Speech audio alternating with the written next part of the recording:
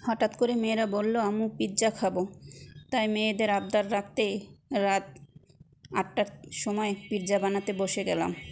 আমার এই মাংসটা ম্যারিনেট করাই থাকে সব সময়, কারণ যখনই ব্রয়লারের মুরগিটা নিয়ে আসে তখন আমি বুকের মাংসটা উঠিয়ে রেখে দিই ম্যারিনেট করে, কারণ যে কোনো জিনিস এই ম্যারিনেটের মাংসটা দিয়েও করা যায়।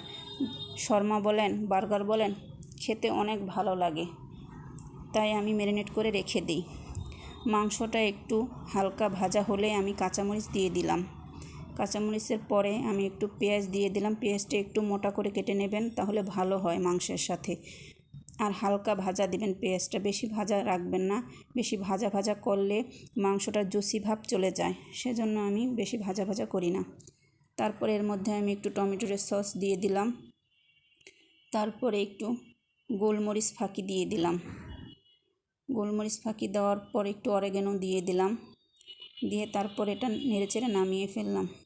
আর আমার ঘরে তো চিজ ছিল না, চিজ না হলে তো পিৎজাই হবে না আমার মেয়েদের কথা। আমি বললাম দাঁড়াও, তোমাদের আমি এমন রেসিপি বানিয়ে দিব যে খেয়ে বলবেই না আর চিজের কথা, বলবে আম্মু এটা দিয়ে বানিয়ে দিও, আর চিজ লাগবে না।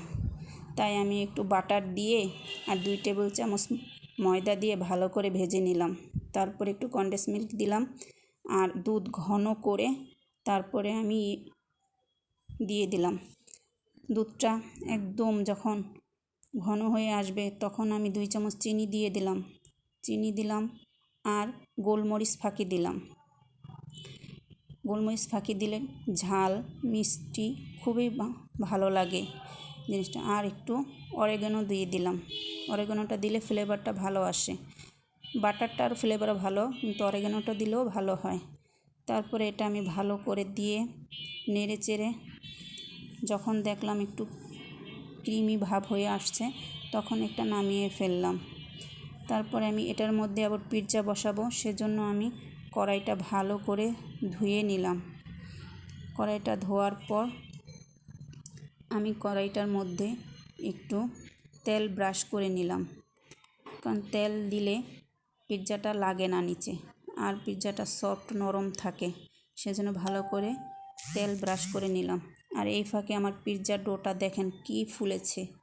আসলে আমি পিৎজার ডোটা রেসিপিটাও আপনাদের পরে আরেকদিন দেখিয়ে দিব, কারণ ভিডিওটা অনেক লং হয়ে যাচ্ছে সেজন্য। আর এই রুটিটা আমি বেলে নিয়েছি, আপনাদের দেখালাম না, আপনারা পরবর্তী ভিডিওতে আমি দেখাবো।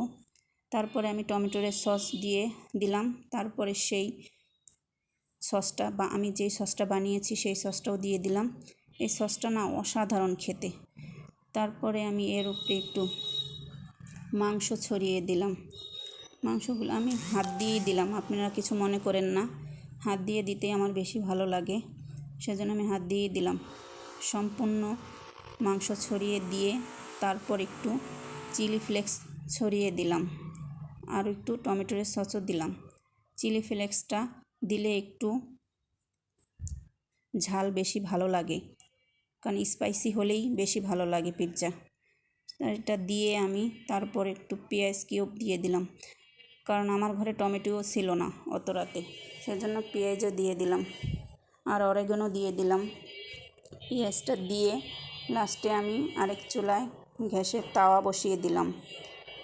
তারপরে তাওয়া বসিয়ে আমি গ্যাসের ফ্লেমটা একদম মিডিয়াম আঁচে দিলাম, কারণ বেশি আঁচে দিলে পুড়ে যাবে, সেজন্য একদম লো আঁচে দিয়ে দিলাম।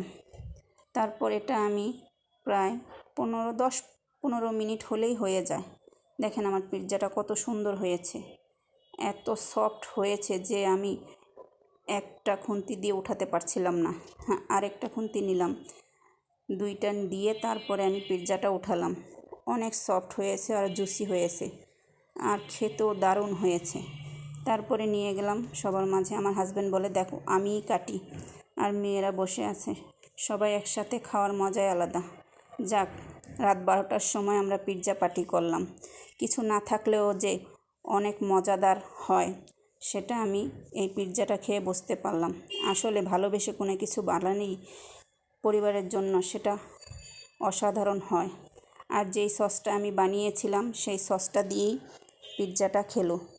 আসলে অনেক মজা হয়েছিল। আপনারা এভাবে বানিয়ে খাবেন। চিজ না হয়েছে কি হয়েছে, চিজের থেকেও স্বাদ এটা। বানাবেন তখন বলবেন আপু কী বলেছিল।